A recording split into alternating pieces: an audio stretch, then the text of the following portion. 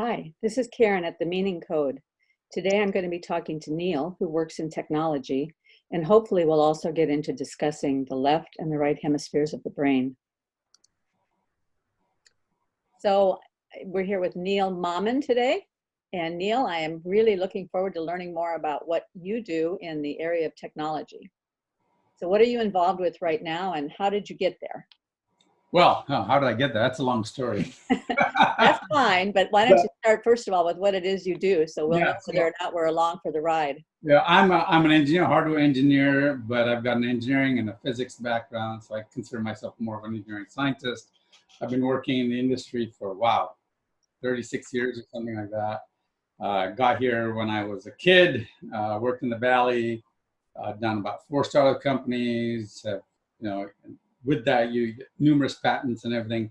People think I'm smart, but I'm not. I just happen to be in the right place, the right time, and you start, I have like 16 patents or something. People go, oh, you must be smart. No. Let me explain how the patent process happens. You're working on something. The patent attorney comes by and goes, we need to patent that. I'm like, okay, sure, go for it. That's how it happens. Well, what specific arena are you working? So, I worked in everything. I was one of the guys who worked with a small company called CQ Microsystems that designed the very first mpeg encoders. I worked for LSI Logic. We designed the very first MP3 player back in 1989, would you believe? And then we did the very first. I helped Panasonic and Michio design the very first mpeg players. So this is prior to DVDs coming out. There was before DVDs became a format, they were doing just mpeg players. And I helped them do it. And then I did a company that was supposed to send video to the curb. So before Netflix was around, we were sending video back in 1996. We were doing that. But the reason our company failed. Was that back in the days of the little set-top boxes? Yeah.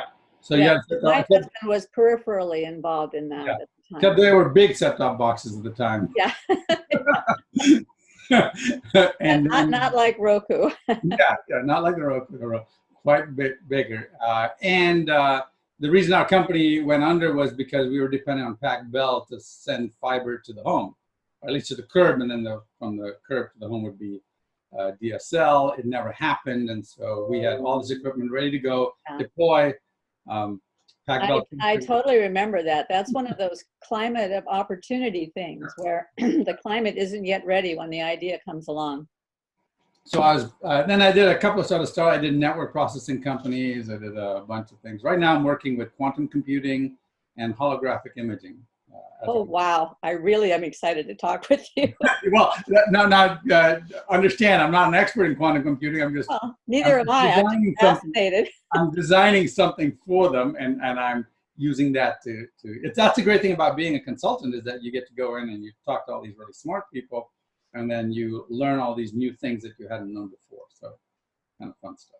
So that's where I'm at. My other passion is apologetics, which is the defense of Christianity using facts, logic, reason, and science and philosophy.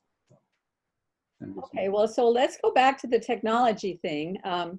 How did you get to that place where you got interested in being an engineering physicist? Oh, well, my dad is a professor in physics. My dad was a professor in physics. I was born in Ghana, and I grew up in Sudan and Yemen. My parents are from India, as you can probably tell. And then I came to the States when I was 18 to go to college. So I grew up in a very engineering, science-oriented family. So, my dad's one of those, he's got like 5 degrees. 3 of them in physics, and things like that. So I came from that. So I've got to say, he must have also been a very good dad, that didn't end up threatening you to the point where you were unwilling to even try to follow in his footsteps. He must have been a really good dad, that he opened that path up for you. Wonderful, wonderful dad. Still a wonderful dad. A lot older now, but always encouraging, always patient, always working with us. Great. I have a great history with my dad. So yeah, I just love him to death. Yeah. So and he would always say, it's not. The reason you don't understand is not because you're not capable of understanding, but there are only 2 reasons why you don't understand. 1, you're not interested, which I can try and make you interested. Or 2, you've just had bad teachers. So let me explain it to you in a way that makes sense to you. So he was one of his degrees is in education. He has a master's degree in education. So in the theory of education, things like that. So his whole thing was, how do you teach people? How do you teach kids? And you got to figure out what they're interested in. And if you can reason through what they're interested in, then it's a natural progression for them to actually love it. Right? And I've done that. I remember a couple of years ago, many years ago, I had a friend come up and say, that she was having trouble in math. I said, well, math is supposed to be easy. She goes, oh, she said, I hate math. I just need some help. I said, well, let me spend a few hours with you. And I spent a few hours and I kind of showed stuff to her. And she goes, how come my teacher doesn't show me this? And I said, well, it's because your teacher doesn't know. She just wants to get the information out there. I have the luxury of time. Your teacher has 20 kids. I have you. So it's easier. So, and she thought, wow, this is a lot more interesting than I thought it was, because it all makes sense. I said, I want you to see all the connections. And she ended up being a math teacher, right? Because she loved it so much. And I don't think that I did anything except show her that she was capable of doing it. So I think that's a very important part of teaching, is get people interested and then show them that how, if they're interested, they can handle the concepts. So have you heard of Eric Weinstein? No, I can't say I have. Okay, well, so Eric Weinstein has a podcast called The Portal. Okay. And he's also a brilliant mathematician. And he is also the hedge fund manager and a major advisor to Peter Thiel. Okay. And Eric Weinstein has this concept, which he talks about on his podcast occasionally, about the portal being this way in to subjects that we would otherwise not be able to understand, because he had a lot of difficulty when he was in the educational system. He couldn't grasp things because it wasn't being taught to him in a way that made sense to him. But when he began to see the pictures in his mind mathematically, all of a sudden he realized how beautiful the mathematical world was and all the connections that it makes. And there's a fascinating conversation online between him and Roger Penrose. Oh, okay. Which I think you would just love. And I should definitely look it up, yeah. He kind of goes into this a little bit, and Roger Penrose is, during the course of the discussion, Roger Penrose unfolds how his theory of, his twister theory came about. Fascinating, because little episodes in time that happened that were completely idiosyncratic, maybe having a dinner with somebody and they said something that triggered something in his mind. And another time he's driving home from a conference with somebody and they talk, and all these little things that come into our heads then begin to make something happen, right? So I think you'd really enjoy that. I'll put the link in the information section. I have somebody I need to talk to for just a second. Can I put this on pause? Sure. So where did you get your education then? So I went to Oregon State University. I did actually, in reality, I went to University of Sana'a in Yemen. That was where I started my education. I had 3 years of physics. My desire had always been to be an engineer, and so I did 3 years of physics with a minor of math, and then I got a chance to come to the States. And I actually talk about that in my book, that whole episode of how I came to the States and how I almost didn't get to the States. And then I went to Oregon State University, got a degree in electrical and computer engineering, electrical engineering and computer engineering, and then a master's in electrical engineering and solid state physics. So, kind of gives you a brief background. And then I came down to the Valley and got a few job offers, picked the one I liked the best, and I was off and running in the Valley. So that's how I ended up here. Right? So. Wow, that's such a great story. Yeah, I'm really eager to read more from your book, and I'll be able to put your book and a link to it in the information section below the video. Right. And I'll also, I think I already mentioned, I'll link to the Eric Weinstein portal discussion with Roger Penrose, because I think that's a really good one. It's very, it's way out there in terms of my capacity to understand, because the concepts that they're talking about are concepts that maybe only a physicist and a high-end mathematician would get. But he has this little bit at the very beginning of the video where he says, we're going to be talking to each other as a mathematician to a physicist. And I want you to understand that the way that usually works is we're both saying things that maybe the other person isn't going to understand completely, but we keep talking that way anyway, because we'll grab little bits here and there and we'll be able to put them together. And he said that's the way scientists communicate with each other. So if you can't understand it, don't worry. Just hang in there and grab what you can. Right. And I found the podcast because somebody had mentioned this is a solution to the imposter syndrome problem. Because so many people feel like, oh, I'm an imposter because I don't understand what I'm doing. Yeah. But he's basically saying nobody fully understands what they're doing. Nobody fully understands anybody else. We only understand as much as we're capable of, and we keep growing. Well, right? I would change that to, rather than saying capability, I would rephrase that as we only understand as much as we've had time to come up to speed, and as much as we're interested in coming up to speed. Oh yeah, that's much better. I don't think it's a capability issue. I mean, you can describe some of the hardest concepts of the cosmology, Big Bang cosmology, which I've looked into, but I would not say I'm an expert in any of it. But when somebody comes up with these really complicated concepts, I don't think, oh, there's never any way I can understand it. What I'm saying is, I don't know this huge basis for which they're making those assumptions.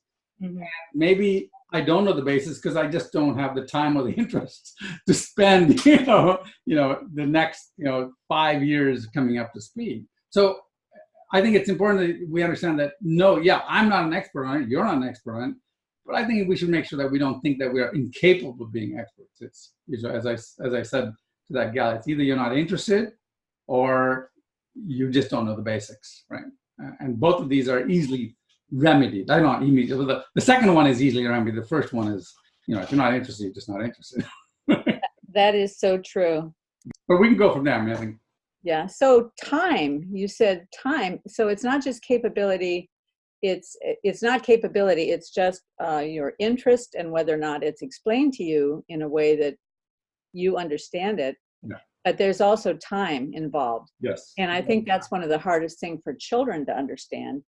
They tend to, especially young adults, they tend to think, I should know everything now. Yeah. And then they feel guilty or upset because they haven't got things figured out.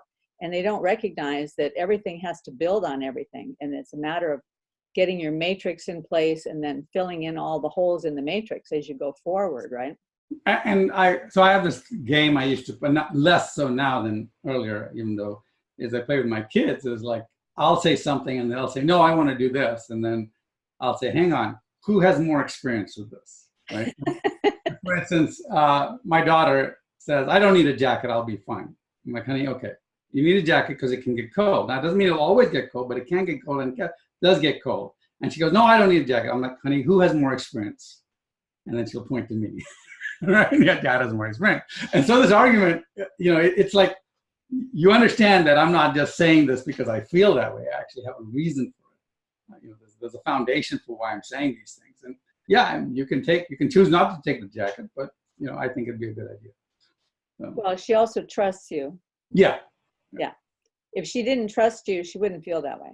Right. And so that you have to bring that basis from. But again, the whole thing about experience. So with a lot of youth, you have to say, look, it's just time and experience that you have. Yeah, there's a story that I tell because I'm a consultant, right? So a lot of times I'll come in and I'll say, well, I can fix this and this is how much. And they're like, that much, right? And they don't say it that way, but they're thinking, I know that's what they're thinking. So I don't say the story to them, but it's a story I have in mind. It's like this guy had the sound in his refrigerator and it kept making all these weird noises. And so he calls the repairman. The repairman comes in, he looks at the refrigerator and he takes a small hammer and he goes, bang, and it fixes it and gives him a bill for $150. The guy says, $150? All he did was hit the hammer. He goes, okay, sorry, let me rewrite that bill. He says, $120, knowing where to hit. $30 hitting with the hammer, hit the bill, right? So what you're really paying for is you're paying for the experience, you're paying for that knowledge, you're paying for all that. And that doesn't come cheap. Right? So, I think that actually happened with Henry Ford back in the day when he was teaching people how to manage their assembly line, only it was $999 for knowing what to do. what to do, and $1 for doing it. Yeah. Yeah, so. So I've been reading this book that I think you would find very interesting, although the book itself is extremely long, and as a consultant, I'm sure you don't have time to read it. But today I ran across... I go through 3 books a month, so at least. Okay, well, this one... That's a bit slow for me. Usually I like it to be 8 books a month, but... He happens to have written an essay that's only about maybe a 1-hour read. That's a kind of a summary of one of the main arguments of the book. And the author's name is Ian McGilchrist. He's a neuroscientist, and he's written this book called The Master and His Emissary. And he's looking at the 2 hemispheres of the brain and how they function independently and how they function as a unit. And how the way that our brains are constructed has affected how world history has laid out and where we are today. It's a fascinating read. And I'm reading the book itself, The Master and His Emissary, but that's taking me quite a long time to read. And this little essay, I was able to capture most of it this morning during my morning reading. And the little essay is called The Divided Brain, and it's available at Amazon for $1. Ebook? Well, worth the read because it has so much good stuff in it. But I'm just going to throw one quote at you, and we can toss it around. And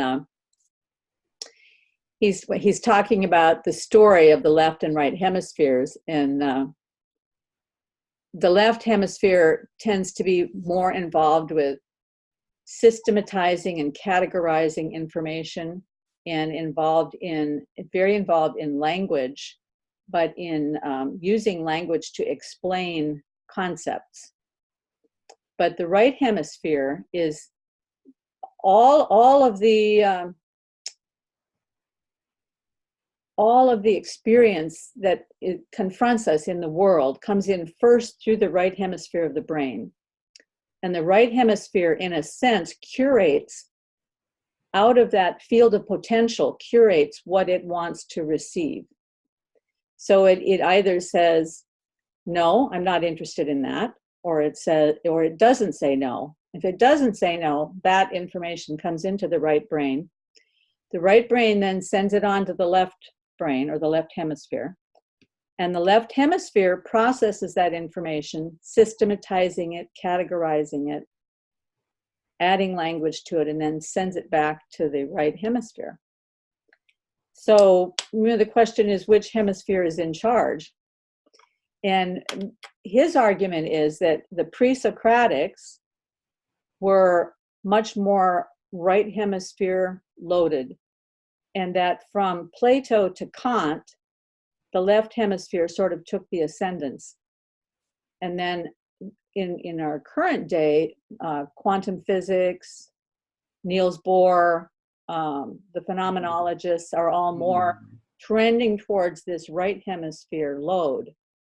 So here's just one example, a quote. He says, the most curious aspect of the story of the left hemisphere turns on how a self-consistent system of signs, such as the left hemisphere's world, can come to seem more real than the lived world itself.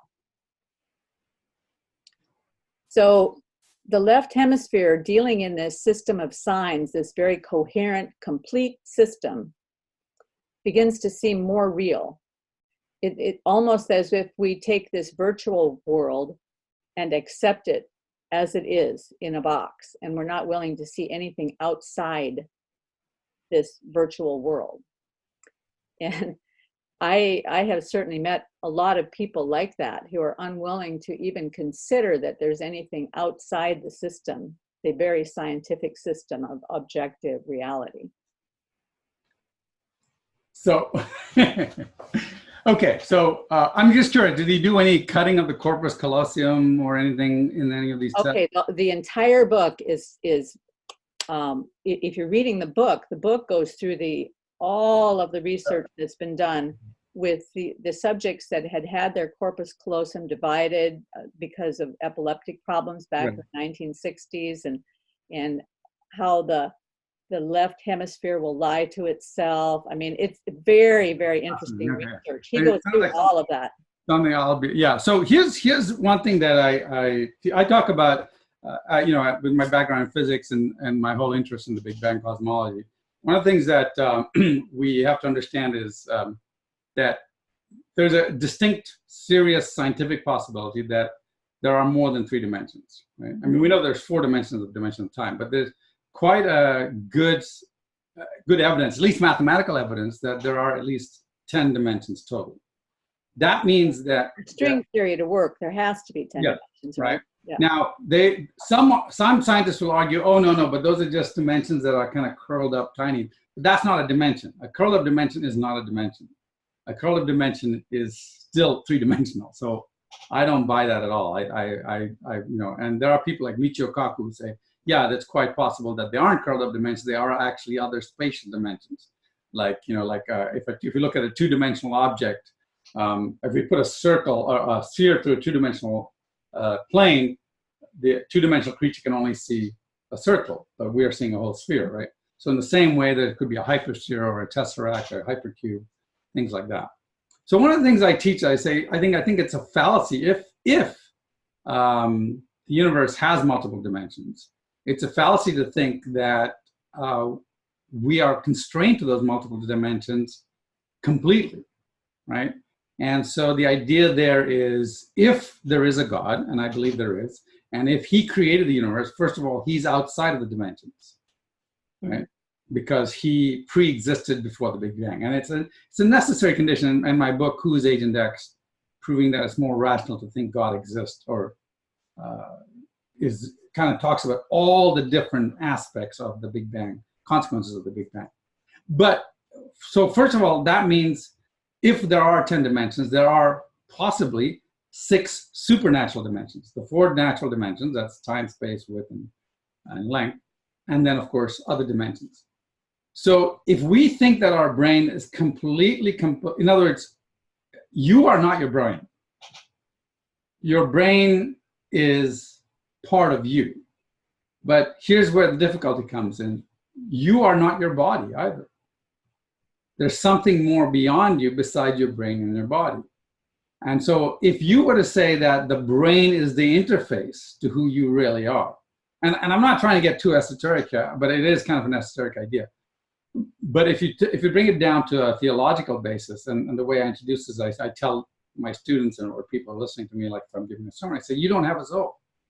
And everybody goes, what? I said, no, you don't have a soul. Now remember, I'm talking to a bunch of Christians usually, and they're shocked when I say you don't have a soul, because that's heresy. I say, no, you don't have a soul. You are a soul. What you have is a body. Your soul is multidimensional. Now, and I might be taking this to a leap to that, but here's the idea. If your brain is the interface to your soul, right? So your soul, it's like you driving a car, right? You're sitting in a car and you drive it. Well, you park the car and you get out. When you get out, the car is dead, but you're not dead. So this body that we have is, the brain that we have is the car that we're driving around. When we leave this brain/body, our soul leaves this brain/body, you leave the brain/body, that you're not dead.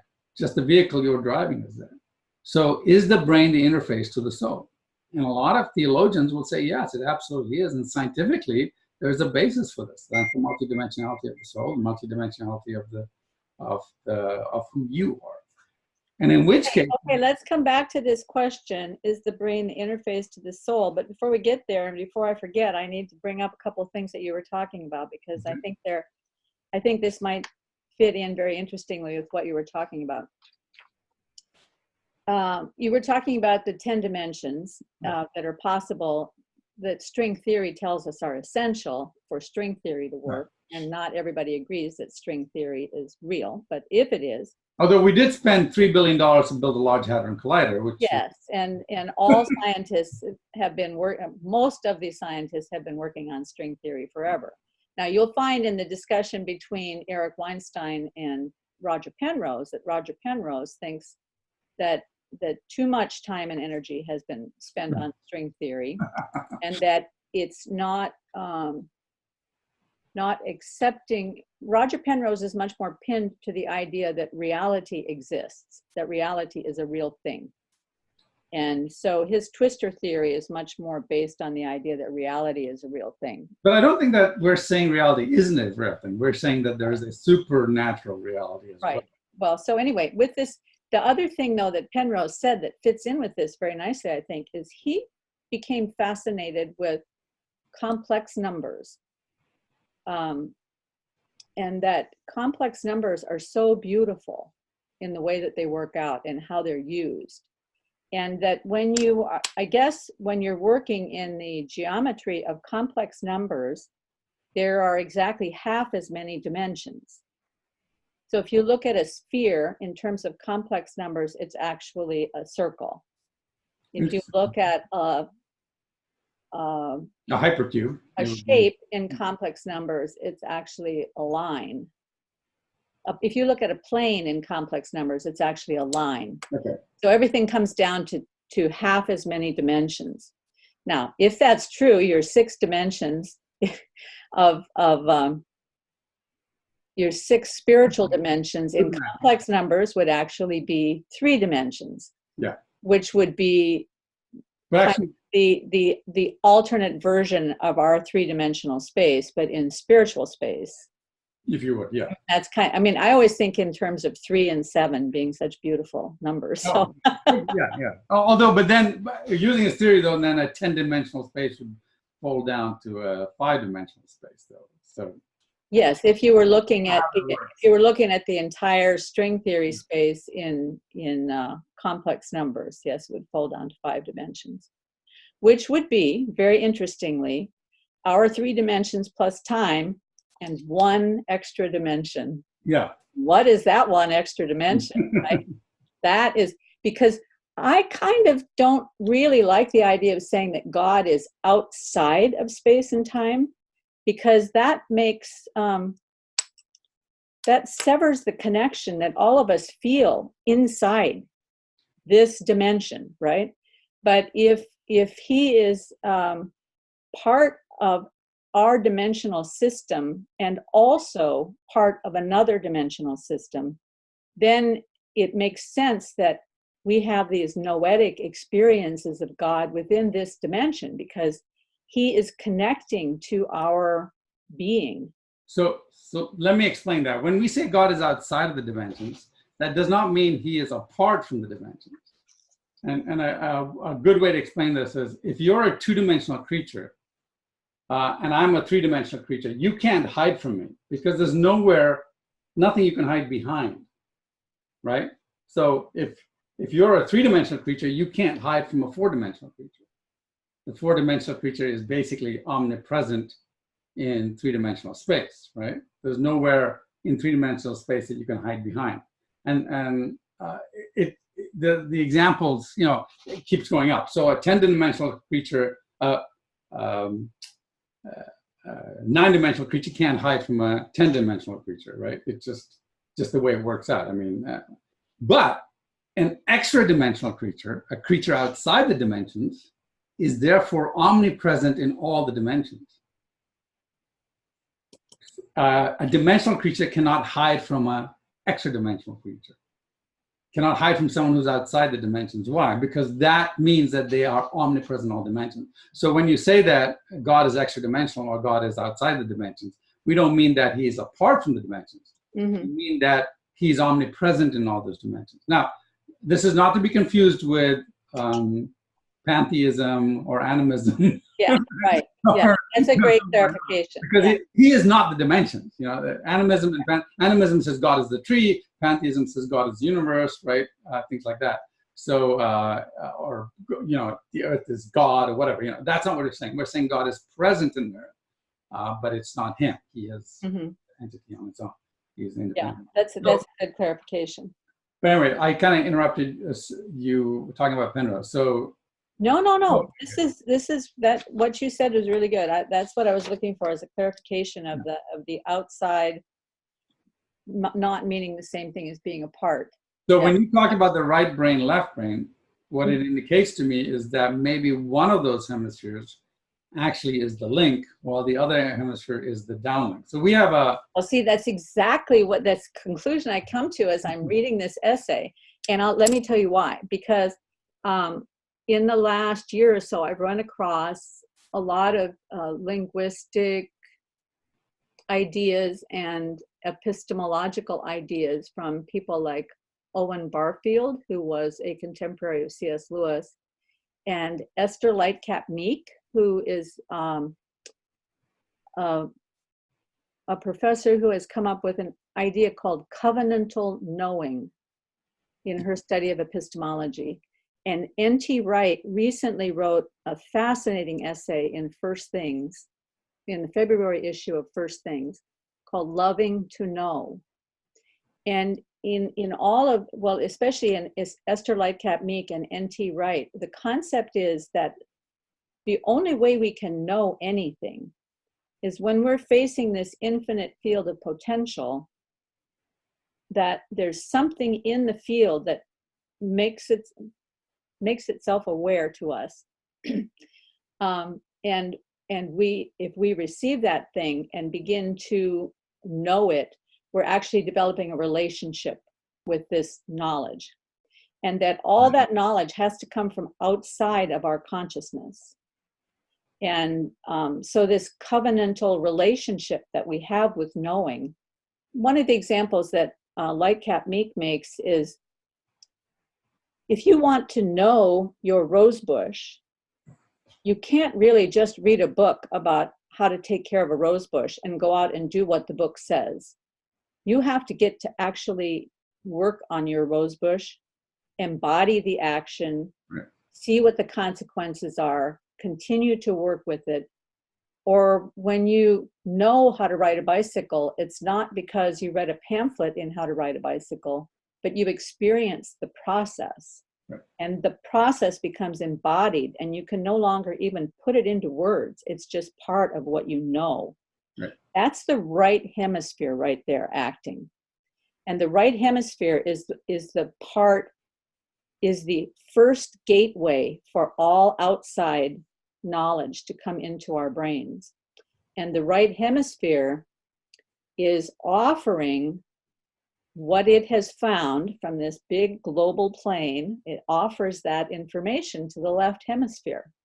Then the left hemisphere has the job of making sense of it so that it can be manipulated, so that it can be made into tools to navigate this universe that we're in. So very, very useful, which is why science is so very, very useful, because science plays that role. Science is very left hemisphere oriented. But we notice in today's world that science is getting into a lot of trouble because it's become very atomized, very much everybody's in their silo. They're not paying attention to the global situation and understanding what's happening in all the other scientific fields or happening in human experience, and how that should all fit together with science. So when you don't allow both hemispheres to work together and you tend to focus more on one, it gets very imbalanced. So too much focus on the right hemisphere becomes too intuitive and doesn't have a way of manipulating the world and making things work. Too much emphasis on the left side becomes too much systematizing and categorizing, and eventually breaks down. So here's another quote from the essay. The ideal theoretical world begins to triumph over that of lived experience. What is fascinating is the rationalistic left hemisphere's conclusion. The conclusion is not that this kind of logic has its limits in understanding the world, but that the experiential world somehow doesn't measure up to logic. All right, say that again. Okay, so the left hemisphere has come to this conclusion. The left hemisphere concludes not that logic has its limits in understanding the world, but that the experiential world, the real world we live in, somehow doesn't measure up to logic. So, you know Kurt Gödel, right? Famous mathematician. Yes, yeah, that's in the essay too. So Gödel's incompleteness theorem says quite simply that there are things we know that we shouldn't know. There are things we know that cannot be explained in dimensional thinking. And a simple version of his theory is that and if you take mathematics, so let's say I take a set of numbers. There are things about the set of numbers that I know that cannot be answered by just a set of numbers. So there are, so if I get a set of numbers, just using those numbers, I can't derive everything about those numbers just using that set of numbers. I have to use information from outside that number set. The only time that works is if the number set is infinite. Okay, so and basically the conclusion is there are things about a three-dimensional creature cannot answer all the things about 3 dimensions in 3 dimensions. You have to go to 4 dimensions. A 4-dimensional creature cannot answer all the things about those 4 dimensions without going to 5 dimensions, right? Yet there are things that we know within these dimensions that we shouldn't know, but we can't prove. And a great example is axioms. We have mathematical axioms. We know they are true, but we cannot prove that they are true, right? There is no way that we can prove. That's why they're called axioms, right? They're obviously there, but we don't know why we know they're true, but there's no way to mathematically use that. So you can't prove anything within a set of dimensions, everything within the set within that dimension. So the same way the mind knows that there are other things that we don't know, but we can't prove. The only thing that would know everything about everything is an infinite being, right? The infinite set. The infinite set knows everything about everything because that's the only time that you can resolve knowing everything about something, right? But within the set, within the dimensions, you are limited. So that's one of the first things that occurred to me when you said that. The second thing is that the whole concept of logic and reason presupposes pre-existing logic and reason. I mean, one of the problems is, why is there logic and reason? And I have this argument with my atheist friends all the time. I mean, why do we have logic and reasoning? I mean, you can't explain logic and reasoning by evolution. There's no good reason for logic and reason to exist. Evolution doesn't make sense, right? So in fact, I'll give you a couple of quotes here. And this is from from Charles Darwin, right? But then with me, the horrid doubt always arises whether the convictions of man's mind, which has been developed from the mind of lower animals, are of any value or at all trustworthy. Would anyone trust in the convictions of a monkey's mind if there are such convictions in a mind? Yet the conviction that evolution is true comes from such a mind. Why should we trust it? He doesn't say that last part, but why should we trust that? And then another question, thing by Haldane, let me find it.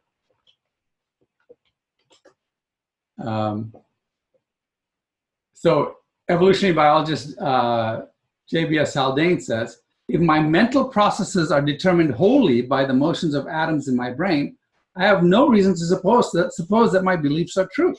And hence I have no reasons for supposing my brain to be composed of atoms. Right? So you have this why does reason and logic exist? The only way reason and logic can exist is that they have always existed.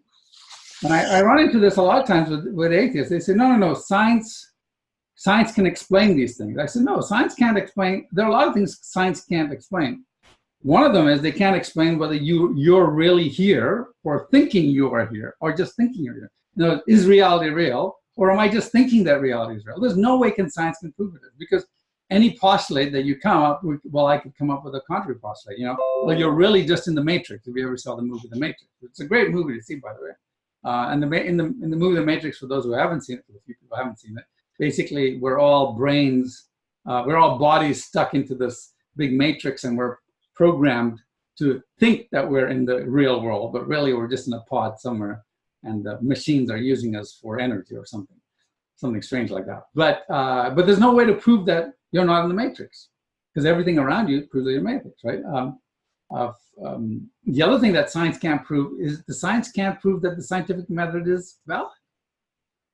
you can't prove science with the scientific method. You can do the scientific method over and over and over again. You say, well, it seems to make sense, but you can't prove that the scientific method. You didn't come about the scientific method using science, right? It's very interesting when you start looking into that. It turns out that you are making some assumptions, but we know those assumptions are true. How do we know those assumptions are true?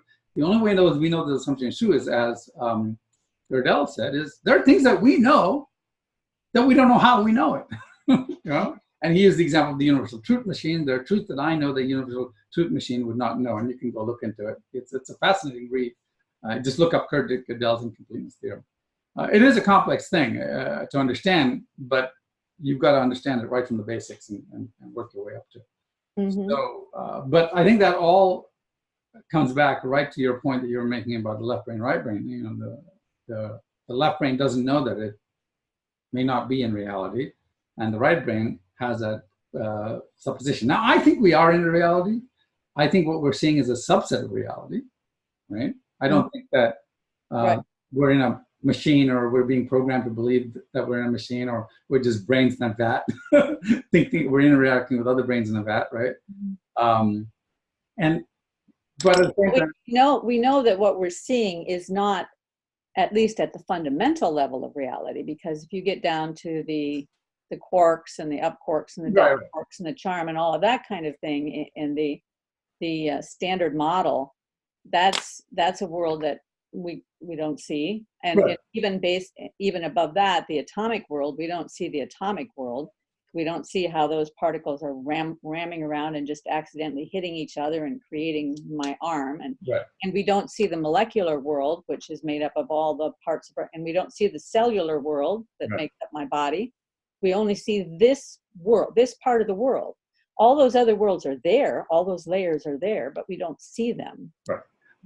And who's to say that there aren't other layers going up and up and up and up? Yeah. Don't see. And certainly, but at the same time, though, I think that we do know that we can function at this layer, and there are predictive qualities that we can say about this layer. That's why I do think this is real, objective, real. Yes, absolutely. The question is, so it's the difference between epistemology and ontology. You know, how do we know what is real, and how do we know, what is real, and how do we know what is real, right? How do we know that? So these are the two questions, and we should not confuse the two together. The issue, though, is I think it's short-sighted to say this is all there is. So it's short-sighted to tell the left brain, agree with the left brain, saying, well, this what you see is what you get. And at the same time, we don't want to go too right brain in the sense of saying everything's a mystery. There's ghosts behind every bushes, right? And with Christians, it's, everything is a miracle. Well, maybe it wasn't a miracle. Maybe, everything's a punishment from God. No, maybe you're just stupid, right? Maybe you did something you shouldn't do. So we don't want to go too far on one side or too far on the other. We don't want to go into materialism, and materialism cannot be explained. I mean, there's so many problems with materialism. I think it's very simple. Well, so let me throw something out here for you that I've been thinking about quite a bit, and that is, the scripture says that Jesus makes the claim, I am the truth, the way, and the life. Mm-hmm. So I am the truth. That's proposition, that they're equal. So let's say truth exists, and truth is, Christ is the representation of truth to us, let's say. And by the way, truth has to exist, and we can talk about that. But truth has to exist. So truth has to exist, yes. And so that's a very important thing. I know in today's world that's not accepted by a lot of people. Although it's very... Let's talk about that in a second. But first I want to create this thing to talk about first. So there is truth. And I also happen to believe that reality exists. Right. And I've begun to think that truth and reality are the same thing. And that when we speak the truth, I don't know if you've run across Jordan Peterson. Yeah, of course. Okay. So he talks about when you speak the truth, what comes into being as a result of speaking the truth is the best possible outcome. may not always look like that. You might get into trouble for speaking the truth. There may be consequences in the moment to speaking the truth that are painful, that cause some suffering. But the best possible outcome is to speak the truth. Because when we speak to the truth, we're bringing into being something which is good. If you do not speak the truth, you are twisting the fabric of reality in a way that will come back and smack you in the face, because there are always consequences. The way he puts it is, no one ever gets away with anything. Yeah. Right? So denial is a form of twisting the truth. Not being willing to see reality the way it is a form of twisting the truth, in my mind. And that when we are living in such a way that we have been twisting the truth, and at some point we come up smack against reality, and we recognize what we've done, and there's this kind of cognitive dissonance. But if we let that snap into place and we actually see the truth at that moment, we're seeing truth and reality as one thing. Right. So what do you think about that idea? Well, I mean, it makes sense. I mean, I think, reality bites, if, yeah. Famous line from Princess Bride, life. That's one of my favorite movies. Life isn't fair, princess, if anyone tells you otherwise. They're selling something, or some paraphrase. Right? If you don't understand the reality of what you're dealing with, I mean, we understand that. We walk out the street, and there's a story that Ravi Zacharias tells about, he was talking to some guy who was telling him, oh yeah, the Eastern way of thinking is this or that. The Western way, Eastern way of thinking is this and that. Western way of thinking is this or that. So why aren't you using the Eastern way of thinking? And Ravi says, when the man in India walks out on the street, he looks both ways, because it's either him or the bus, but not both, right? So I think reality is real, and people function with reality all the time. They might get esoteric here or there, but the reality, when they walk on the street, they're going to look both ways. So that's very plain there. The problem comes when you hide reality with philosophical underpinnings, and then you try to force, and we see that today a lot of times with the youth. They're trying to force an alternate reality. They're trying to force concepts of socialism, or things like that, things that don't work. And did you say the utopians? Is that no? I said socialism. With the youth of today. Youth of today, okay. Which I guess you would call them utopians too. Yeah.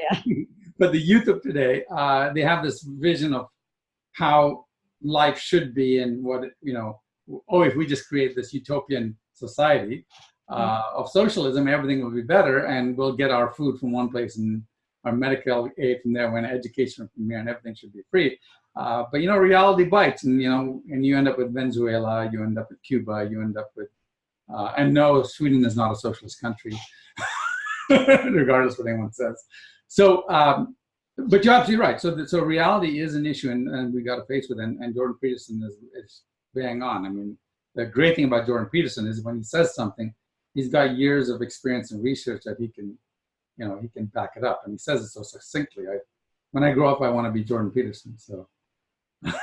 Have you run into Paul Vanderklay at all? No, I haven't. Okay, so Paul Vanderklay is a pastor from Sacramento. Oh. That became interested in Jordan Peterson's work a few years ago. He actually had a really fascinating interview with Jordan Peterson a couple of years ago. And one of the reasons he got fascinated was that some young men started coming to his church saying, I've been listening to this guy named Jordan Peterson, and I think maybe I need to find a church. Fascinating. What can you tell me about Christianity? So he started a meetup in Sacramento, and a lot of young people started coming to, young and people of all ages started coming to his meetup. I've been to it a couple of times. Absolutely amazing group of people. No. Conversations are just off the hook, really wonderful.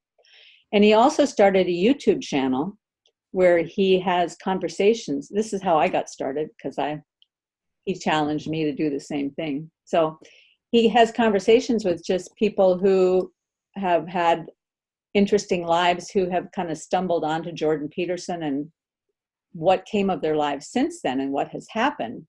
And he also does some YouTube videos of his own analysis of what's happening right now in that circle around people who are waking up because of Jordan Peterson, and the wider circle of people, including Brett and Eric Weinstein and John Vervaeke, who is a philosopher who's looking at the meaning crisis, trying to find a solution outside of Christianity, and many, many people that he's been talking to. It's completely fascinating. The problem is, once you get started, it eats up 5 or 6 hours a week in watching YouTube videos. Yeah, it really does, yeah. So I just listen to them now. But I will put a link in the information too, so you can get connected to him. And through him, I learned about an Eastern Orthodox artist by the name of Jonathan Pajot, who specializes in symbolism. And I think you would find his ideas incredibly interesting. I'll take a look, yeah. To go in with your apologetics work. He has a wonderful way of opening up people's minds to this other world through symbolism in the media, how movies are telling the story, where Christ shows up in all these movies, and yeah, it's just. Yeah, well, I mean, that's actually my daughter writes scripts. She's 13, and she writes scripts and books and stuff. And she actually has a couple books, and I always say, like, the story. The greatest movies, some of the greatest movies, in fact, almost all the greatest movies, have the redemption story throughout them. I mean, think about it. Even if you look at Frozen, they've got the whole redemption story weaved through it. You look at Moana, if you look at most of the Disney things, they've got that redemption story in it. Tangled had a great redemption story. In fact, it was almost biblical. The Matrix is a redemption story. All the stuff is in there where and it says, because we are designed to want that redemption story. We crave it.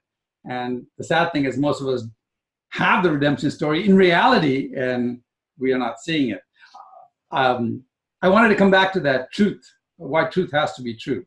Oh, okay. Yes. And it's really easy. It's really easy when people don't think truth is true. It's really easy.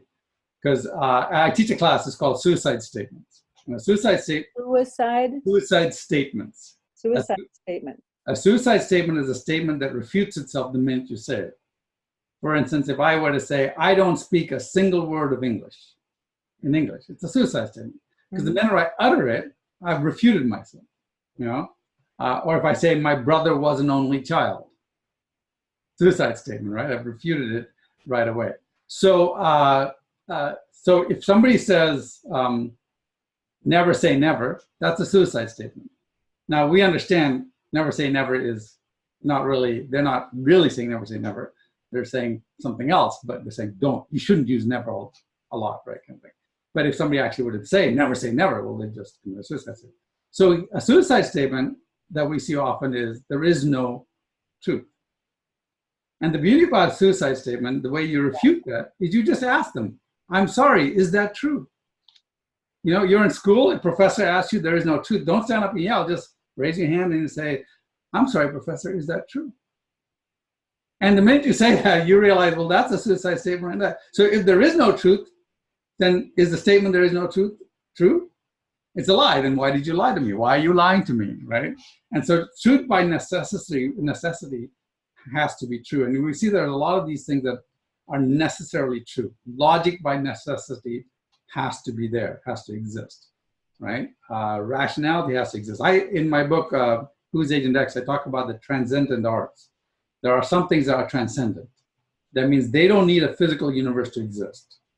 And these are part of the very nature of God, because if they aren't part of the nature of God, God cannot exist. God would self-destroy. An infinite being has to be reasonable, logical, rational. Otherwise, he would self-destruct in a few billion years, whatever. But the way you can identify transcendent truth is do you need a physical universe for it to be true? For instance, physics is not transcendent. Why? Because if there is no universe, physics has no meaning.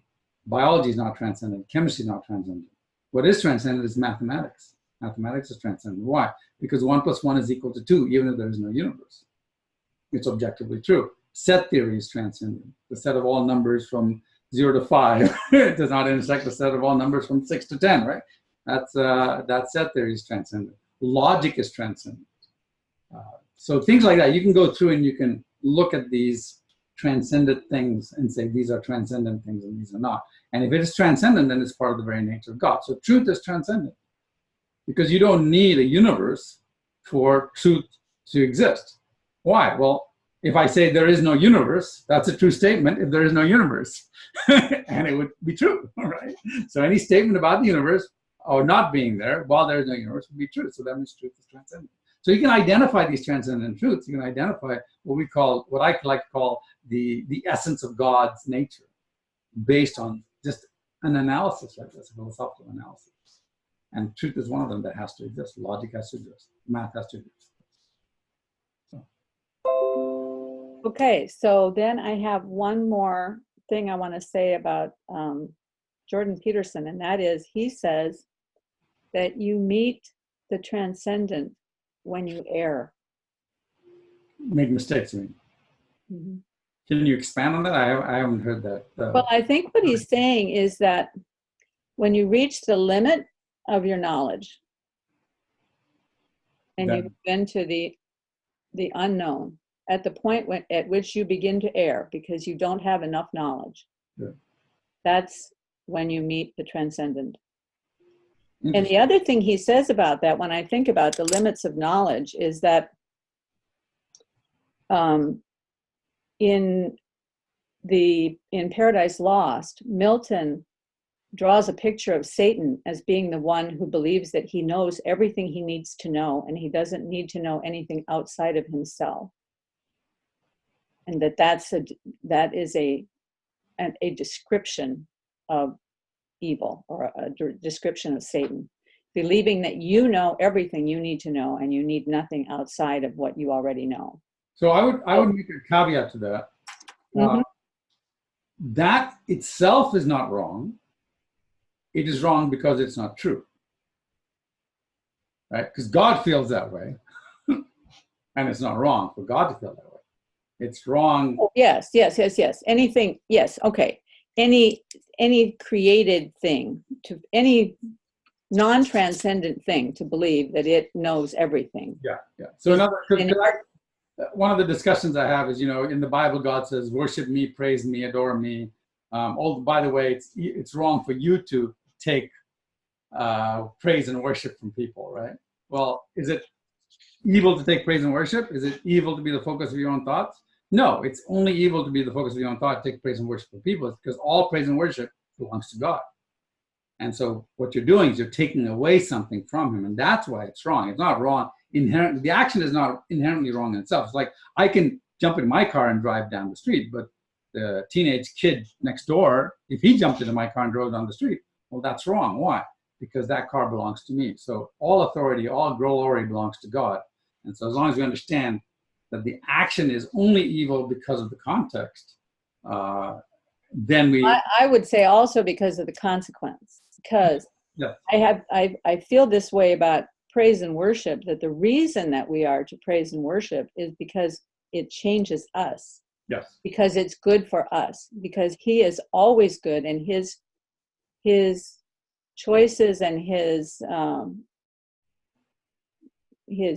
teaching for us is always for our benefit and not for our destruction. And so he wants us to praise and worship because he knows it will change us and it will build us and fill out our frame and make us more of who we can be and who he wants us to become.